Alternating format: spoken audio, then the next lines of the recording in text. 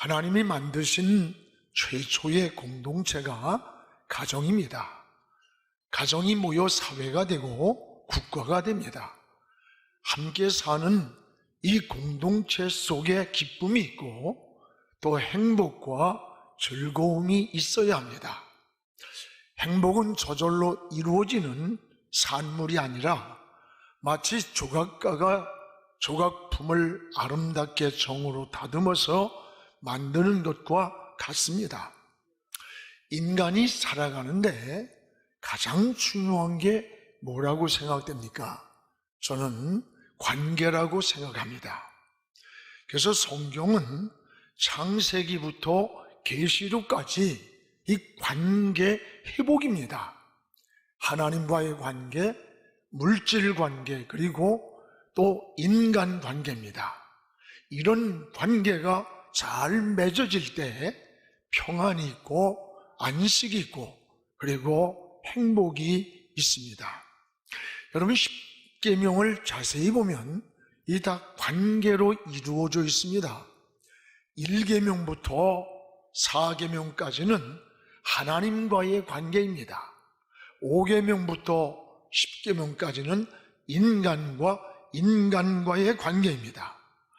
예수님도 마가복음 12장에 첫째는 하나님을 사랑하는 것이라고 했고 둘째는 이웃을 사랑하는 것이라고 했습니다.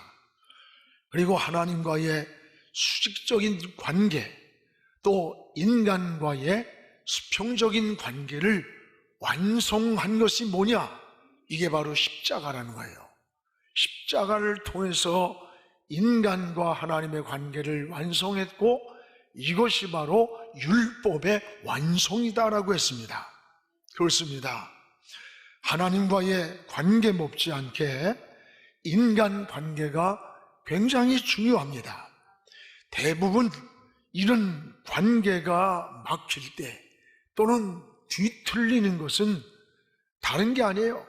내가 피해자다라고 생각하기 때문입니다.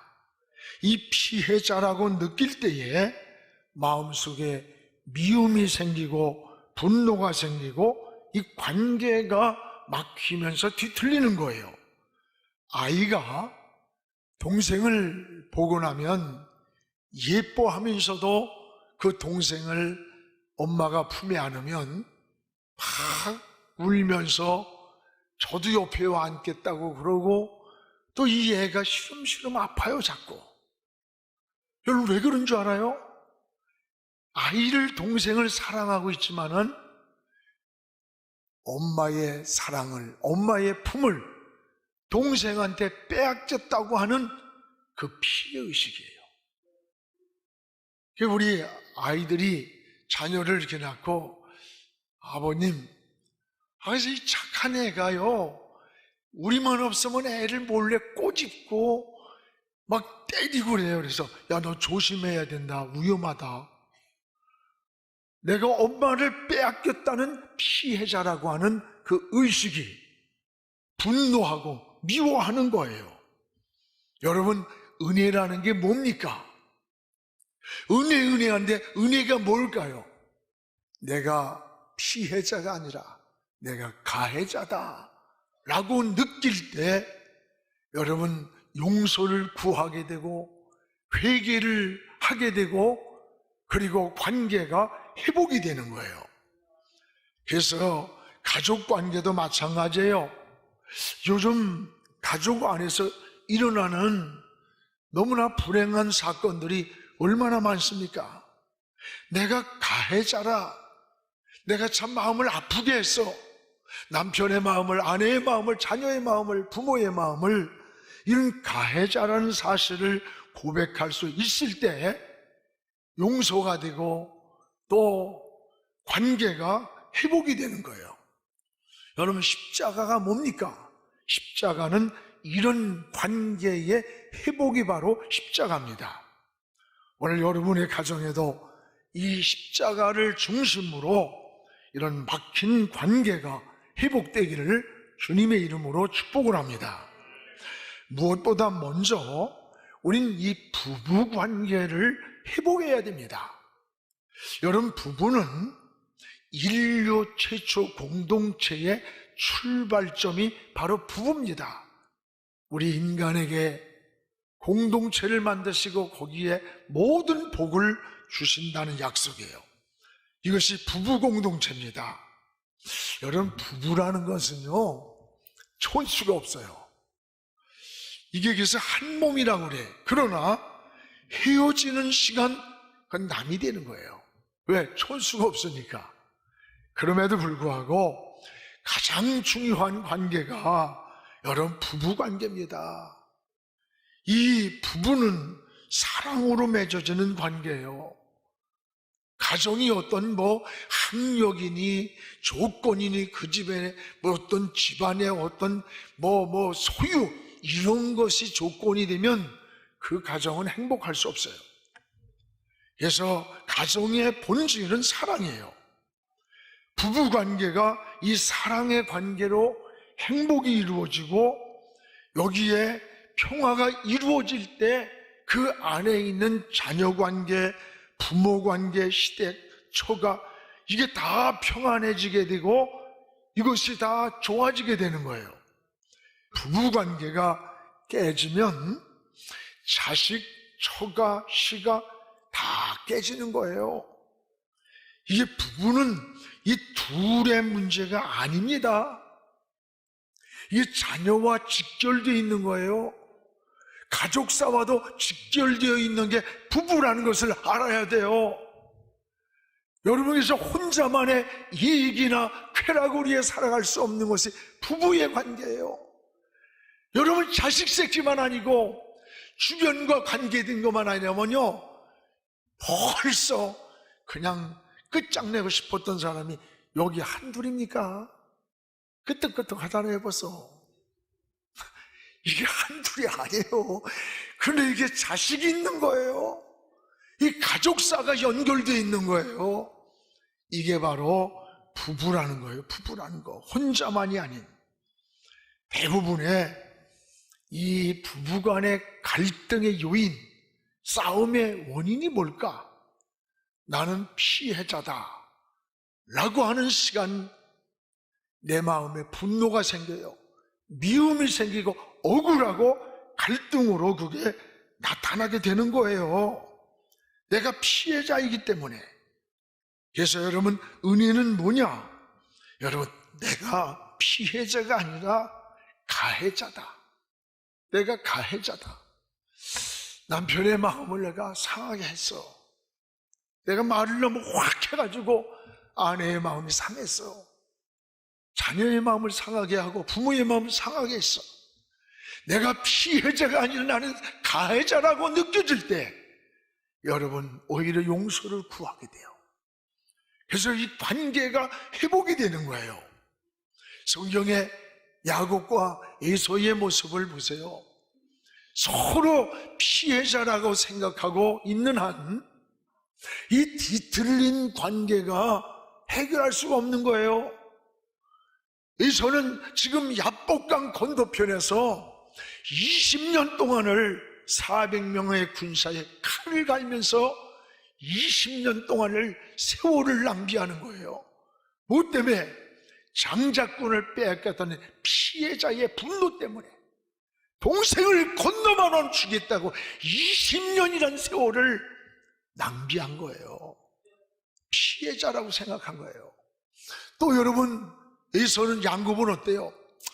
아니, 지가 팥죽 한 그릇 내가 거저 뺏었나? 지가 팔아먹은 건데, 하나님이 내게 준 건데, 나 열심히 일해서 돈 번 건데 왜 내가 당신한테 손해를 끼쳤어?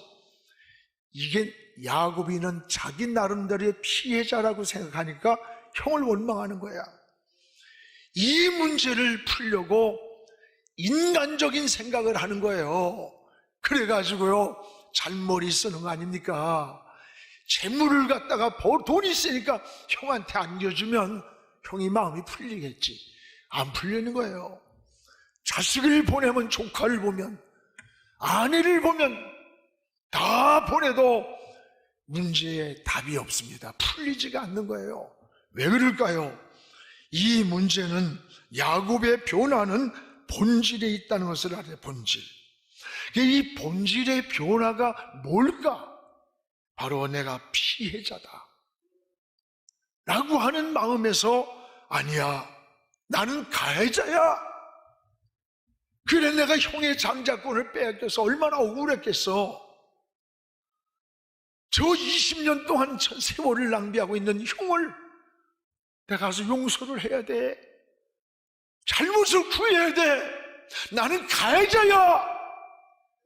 여러분, 가정에서도 이거예요. 바로 우리가 아무리 기도를 많이 하고 은혜를 받았다 떠들어도 피해자 의식을 가지고 있으면요, 용서가 안 되는 거예요. 매듭을 못 푸는 거예요. 늘 분노가 마음속에서 이글거리는 거예요. 오늘 여러분, 야곱과 에서의 문제는 우리의 문제입니다. 오늘 사랑하는 여러분, 가정에서도 내가 가해자야. 형의 장자권을 뺏었잖아. 그를 20년 동안 분노케 만들면서도 세월을 낭비하게 했잖아. 이런 본질적인 자기를 돌아볼 수 있을 때 하나님께서 여러분 야복강에서 변화를 보세요. 죽이려고 20년간 400인의 군사를 거느리고 칼을 갈던 이 에서가 서로 끌어안으면서 억울을 맞대고 우는 거예요. 이게 가능합니까? 여러분, 내가 피해자가 아니라 가해자다 라고 하는 시간에 상대가 변하는 거예요. 마음이 변하는 거예요. 서로 변하는 거예요. 서로. 이게 하나님의 은혜라는 것을 깨닫기를 바랍니다. 하나님은 뭐라 그래요? 너는 이제 야곱이 아니야. 넌 이스라엘이야. 야곱이란 말이 환난자는 뜻이야. 네 잔머리 굴리면서 인간적인 방법으로 환난으로 살아왔다는 거예요. 하나님 앞에 나는 피해자가 아니라 가해자임을 고백할 때, 그때 하나님은 너는 야곱이 아니다, 이스라엘이다, 승리자다 라고 했던 거예요. 여러분, 신앙은 변화가, 내가 변할 때 상대가 변하는 거예요. 상대가 변하기를 기도하고 상대가 변하기를, 여러분, 그게 아니에요. 신앙은 항상 나예요. 내가 변할 때 상대가 변하는 거예요.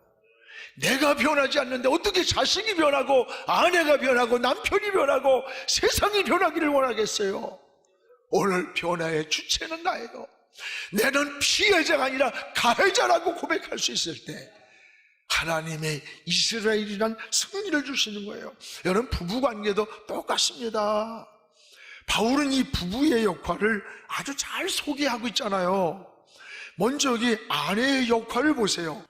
여기에 22절에 죽게 하듯 하라 아내들아, 23절에 아내의 머리됨이 그리스도께서 교회의 머리됨 같다. 이것은 어떤 차별성이나 어떤 높낮이의 그런 게 아니에요. 하나님이 가정해 주신 질서가 이거라는 거예요. 질서. 머리는 머리가 있어야 할 자리에 있어야 되는 거예요. 여러분, 또 남편의 역할을 보세요. 25절에 우리 같이 읽읍시다. 남편들아, 아내 사랑하기를 그리스도께서 교회를 사랑하시고 그 교회를 위하여 자신을 주심같이 하라. 나는 여자의 역할이 훨씬 낫다고 봐. 남편의 역할이 끔찍해요. 아내 사랑하기를 그리스도께서 교회를 사랑하심같이. 그리스도가 교회를 사랑한 게 뭐예요? 그의 생명을 다 십자가에 찢어서 피로 세운 게 교회예요. 교회를 위하여 자신을 주심같이 자기 생명과 동일하게 사랑해야 된다는 거예요. 여기서 우리가 깨닫는 게 뭡니까? 여러분, 각자 부부의 역할에 충실한 것, 이게 행복의 비결이라는 거예요. 여러분, 이것이 바로 부부의 관계에 회복하는 행복의 비결이라는 거예요.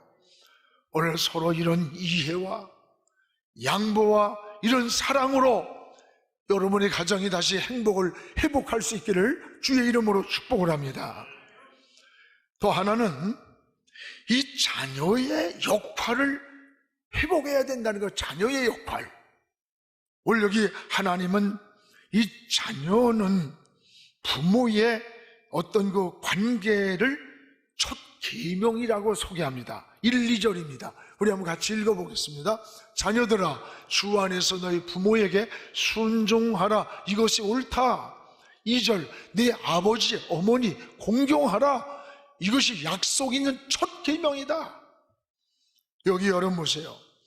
인간을 향한 첫 계명이 부모와 자식이 맺어지는 관계라는 거예요. 사람이 선택할 수 없는 하늘이 준 인연이 자식과 부모예요. 내가 좋은 자식을 선택하거나 좋은 부모를 선택하는 게 아니야. 그래서 우린 천륜이라고 말하는 천륜. 자식도 부모도 서로 선택할 권한이 없어요. 그래서 자녀는 부모에게 순종하고, 순종은 억지로라도 해야 되는 거예요. 그러나 거기에 공경이란 말이 있어요. 순종하되 억지로 하는 게 기쁨으로 섬기라는 거예요. 이것이 자녀의 도리라나, 이것이 자녀의 본분이라는 거예요. 그러면서 이런 자녀를 향해서 하나님은 어떤 은혜를 주시느냐? 3절에 부모는 너희 가정에 축복하는 제사장이라는 거예요. 너희 가정을 축복하는 제사장이 누구냐? 바로 부모라는 거예요. 오늘 3절에 같이 읽읍시다. 이로써 내가 잘 되고 땅에서 장수하리라. 내가 잘 되는 것, 장수하는 복을 누리는 게 뭐냐? 부모에게 순종하고 기쁨으로 공경, 섬기니까 너는 땅에서 잘 되고 너는 축복의 삶이 이루어진다는 거예요. 여러분, 성경에는 백성을 축복하는 분이 셋이에요.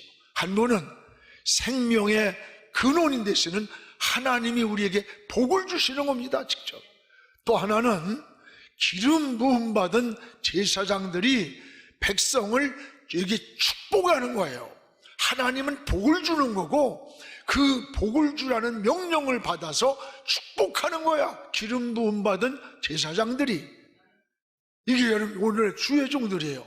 세 번째는 부모가 자녀를 향해, 가정을 향해 제사장과 동일하게 자기 자녀들을, 가정을 향해 축복하면 그 축복을 그대로 하나님이 주신다는 제사장적 축복을 가정에 주신 거예요.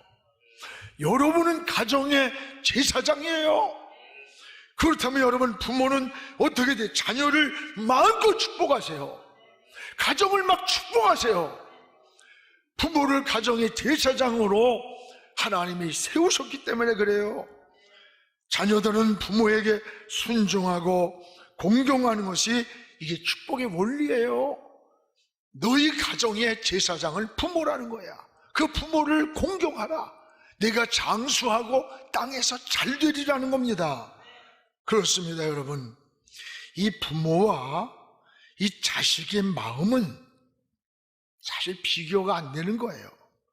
우리는 그 탕자의 비유에서 그걸 느끼잖아요. 탕자는 나가서 호랑방탕하고 있을 때 아버지 생각 안 해요. 아버지는 그가 돌아오는 시간까지 언제인지 모르나 매일 거리에 나가 자식을 기다리는 거예요.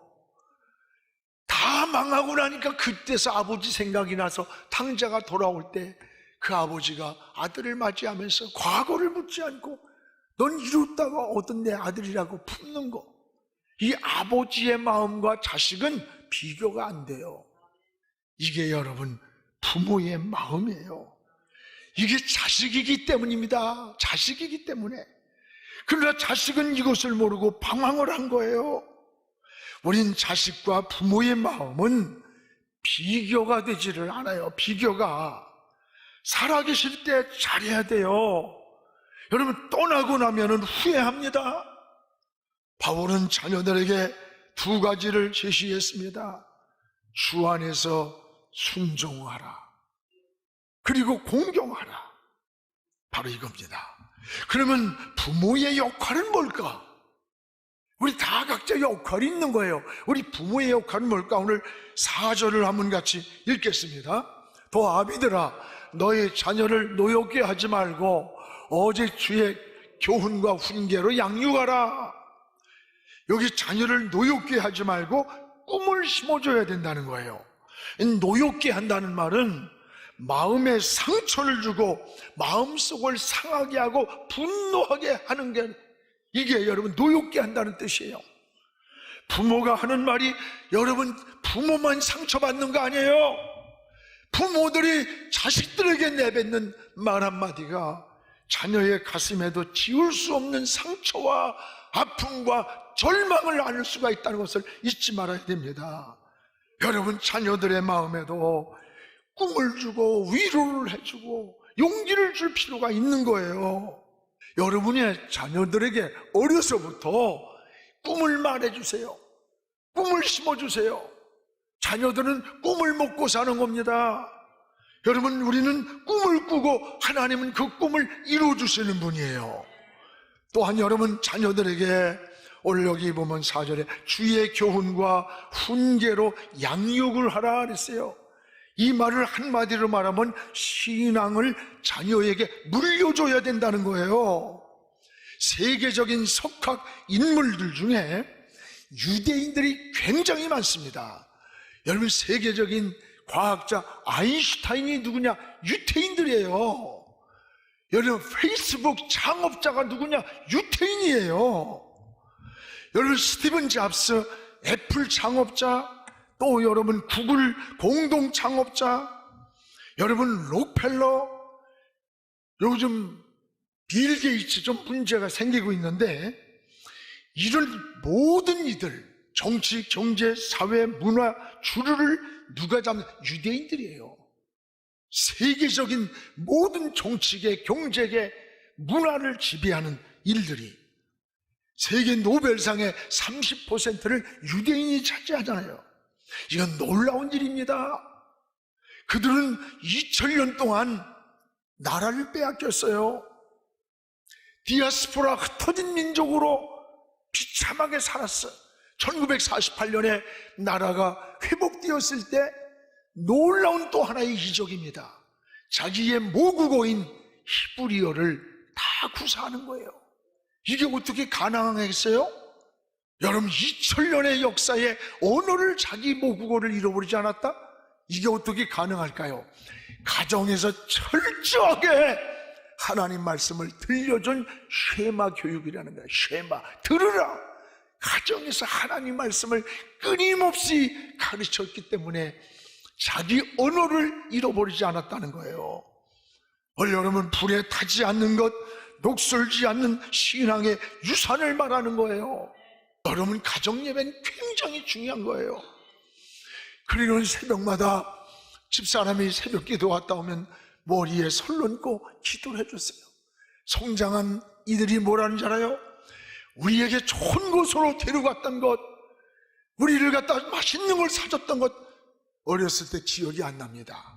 그러나 그때의 그런 신앙이 우리에겐 영원한 가장 큰 유산을 물려줬습니다. 그리고 자기 자녀들이, 우린 손주가 6이에요 역사적 사명을 가지고 3명씩 다 낳았어. 그 아이들에게 지금 가정 예배를 그렇게 드린다는 거야. 그러니까 7살, 8살밖에 안 된 애들이 일어나자마자 인사도 하지 않고 먼저 성경을 읽고 하나님 만나고 나서 그 다음에 인사하겠다고 하는 이런 신앙의 의식이, 이게 믿음인 거예요. 이게 신앙이에요. 내가 지식이 많아서 자식에게 물려주고 돈이 많아서 물려주는 것도 좋겠지만 본질적인 것을 놓치지 않아야 돼. 우리 신앙이 우리 당대에 끝나면 안 됩니다. 성경의 모세, 사무엘, 디모데가 그러했고 노아의 가정이 그런 신앙을 물려준 거예요. 부모의 교육은 자녀들에게 전인적인 영향을 준다는 것을 기억하시기를 축복합니다. 지금은 미디어 선교를 위한 헌금 시간입니다. 이 예배를 통해 삶 가운데 은혜와 회복이 충만하시기를 간절히 기도합니다.